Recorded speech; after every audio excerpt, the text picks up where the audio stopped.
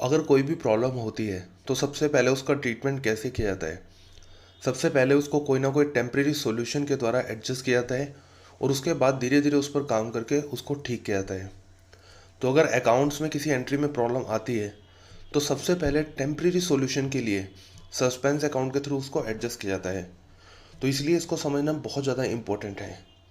मैं हूं विकास मनी, आप देख रहे हैं ONS स्टडी सर्कल। आज की इस वीडियो का टॉपिक है सस्पेंस अकाउंट जर्नल एंट्रीज, जिसमें हम समझेंगे इसके मीनिंग और इम्पोर्टेंस को। फिर हम समझेंगे कितने तरह की जर्नल एंट्रीज इसमें क्रिएट हो सकती हैं और उसके बाद हम समझेंगे इसके रीज़न को कि ये क्यों क्रिएट होता है और कैसे हम इसको अवॉइड कर सकते हैं। So let's start the video. अगर हम बात करें इसके मीनिंग और इम्पोर्टेंस की, देखिए मंथ एंड रिपोर्टिंग में इतना टाइम नहीं होता।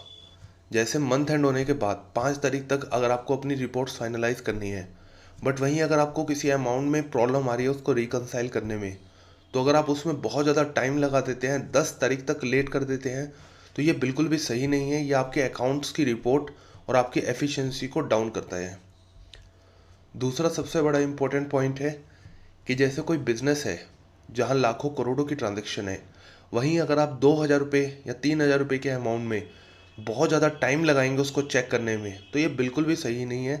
क्योंकि 2,000 रुपये का अमाउंट कुछ भी नहीं है एज़ कम्पेयर टू उस बिज़नेस में जहाँ लाखों करोड़ों की ट्रांजैक्शन है।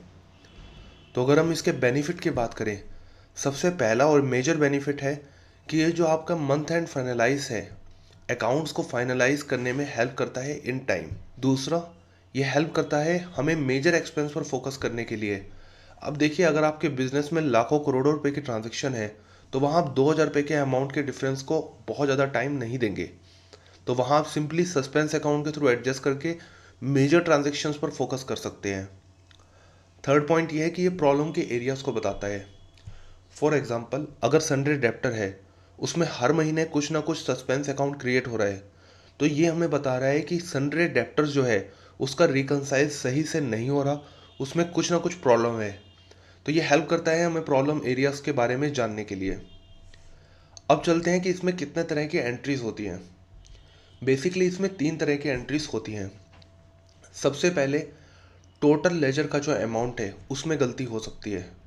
टोटल लेजर जैसे सेल्स का लेजर है, परचेज का लेजर है। अब इसमें जो गलती है वो ज़्यादा अमाउंट की भी हो सकती है, कम अमाउंट की भी। इसको हम इस एग्जांपल से समझ सकते हैं। जैसे ये गिलास है पानी का, अब इसमें पानी अगर कम भरा हुआ है तो ये अंडरकास्ट है, ज़्यादा भरा हुआ है तो वो ओवरकास्ट है। अब देखिए, हम 3 अकाउंट्स को पिक करते हैं, सेल, परचेज और लेबर। अब देखिए, यहाँ तीनों ही लेजर में बैलेंस जो है वो शॉर्ट है। दैट मीन्स रिकॉर्ड ज़्यादा होना चाहिए था, आपने कम किया। बट वहीं अगर हम ओवरकास्ट के केस में देखें तो हमने रिकॉर्ड ज़्यादा किया है। अब सबसे पहले हम समझते हैं सेल्स अकाउंट के लेजर को। अगर आप सेल करते हैं तो एंट्री क्या होती है। अगर कैश सेल है तो cash account debit to sales, अगर क्रेडिट सेल है तो जो डेप्टर है उसका नाम और फिर टू सेल्स। बट यहाँ सिंपली हमें पता है कि सेल्स बुक जो है उसका बैलेंस शॉर्ट है 2,000 से, तो आपको ऐड करना है तो आप टू सेल्स करेंगे। बट ये कैश सेल का बैलेंस शॉर्ट है या क्रेडिट सेल का, ये नहीं पता।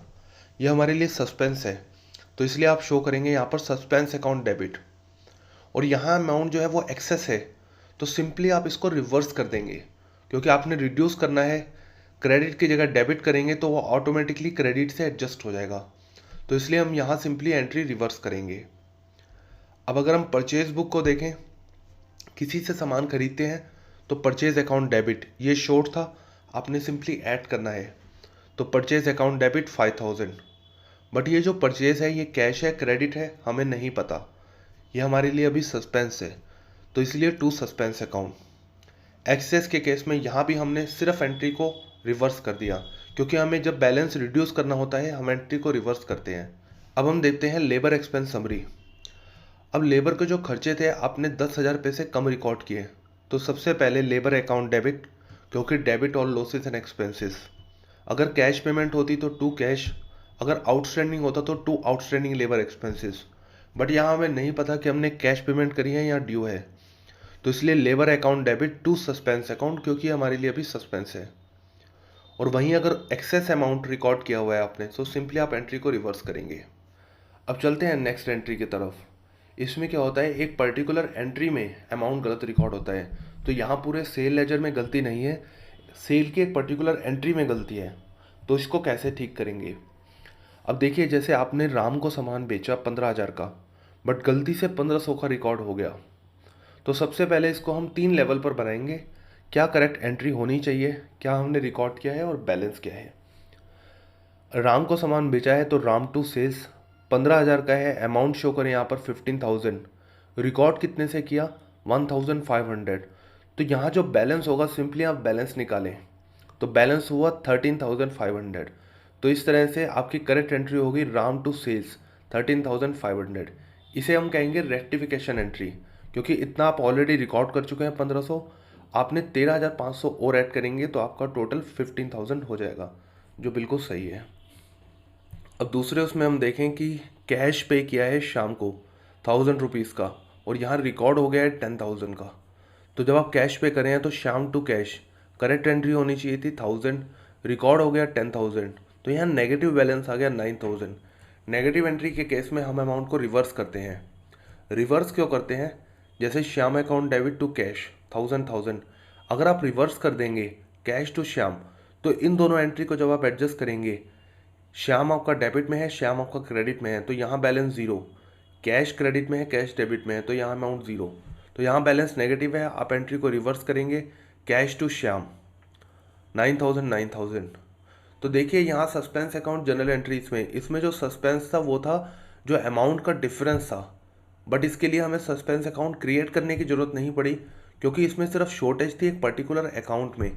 उसको हमने सिंपली एंट्री के रिवर्सल के थ्रू या फिर कुछ अमाउंट ऐड करके उसको एडजस्ट कर दिया। अब चलते हैं अनदर पार्ट की तरफ। अब यह है कॉन्सेप्चुअल एरर।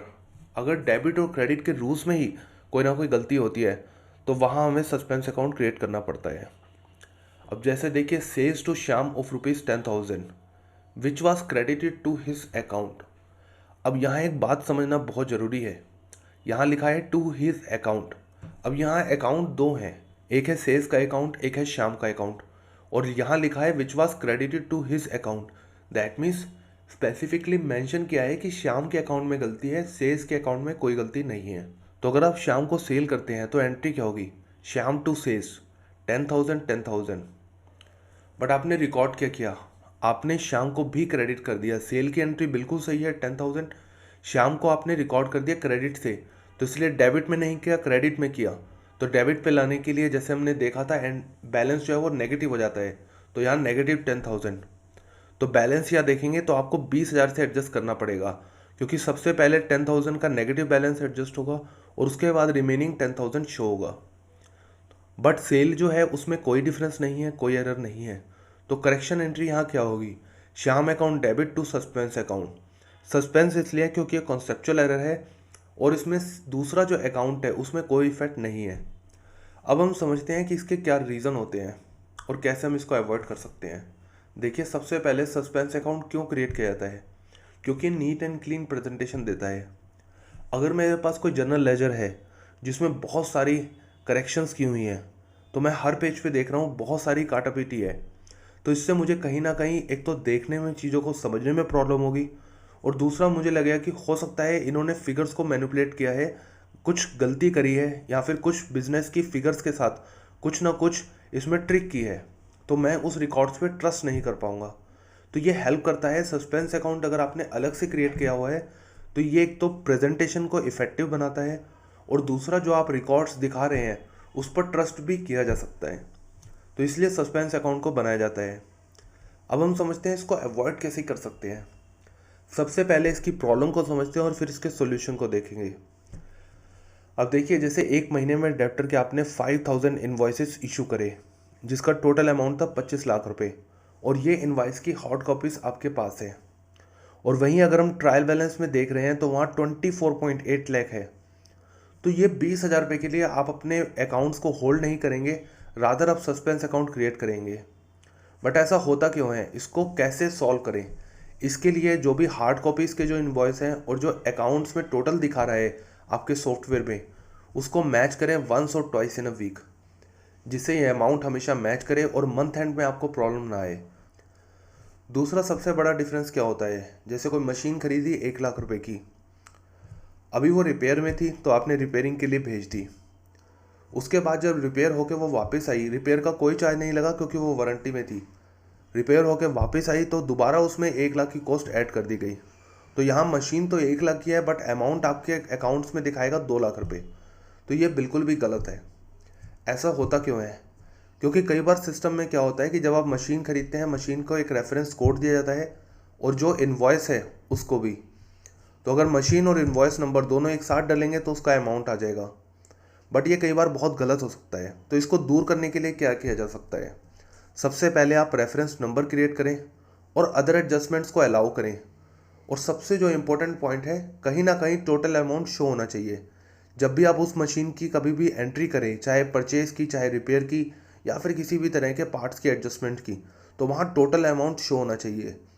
जैसे अगर मैं एंट्री कर रहा हूँ 1 लाख की परचेज करते वक्त, तो यहाँ नीचे अमाउंट लिखा होगा कि total amount of this machinery is 1 lakh rupees.